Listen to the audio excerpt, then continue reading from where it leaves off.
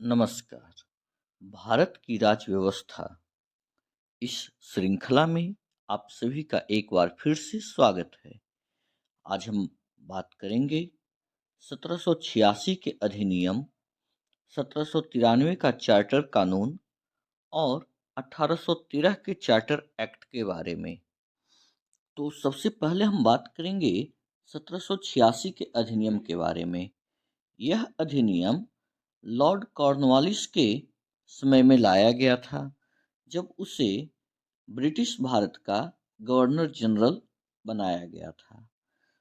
यह एक विशेष अधिनियम था जो लॉर्ड कॉर्नवालिस को विशेष शक्ति प्रदान करता है, या यह कह दें कि लॉर्ड कॉर्नवालिस ने अपनी शक्तियों को बढ़ाने के लिए यह मांग रखी थी।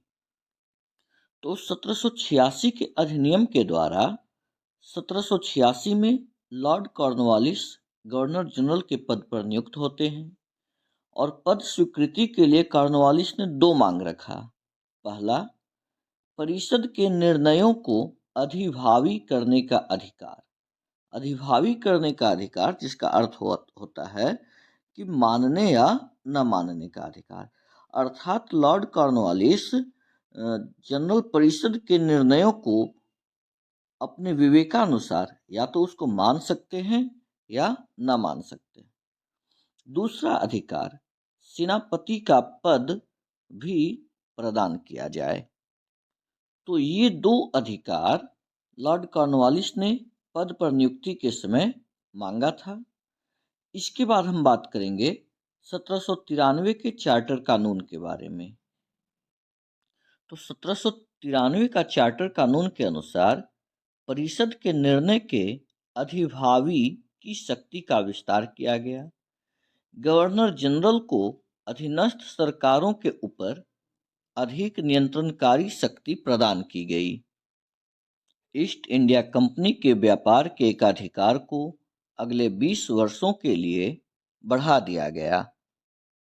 सेनापति के गवर्नर जनरल परिषद के सदस्य होने की अनिवार्यता समाप्त कर दी गई।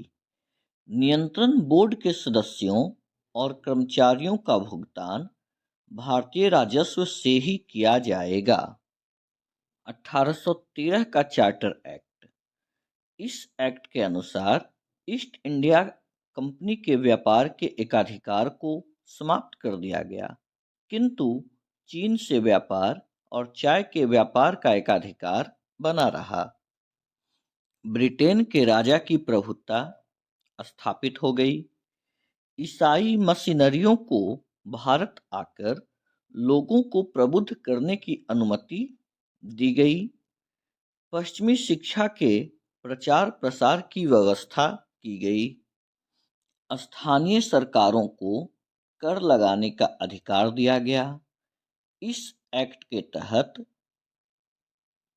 1 लाख रुपए प्रति वर्ष विद्वान भारतीयों को प्रोत्साहन तथा साहित्य के सुधार तथा पुनरुत्थान के लिए रखा गया।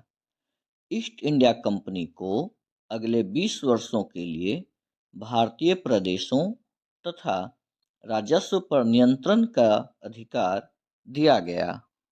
तो यह 3 एक्ट जिसके बारे में आज हमने पढ़ा।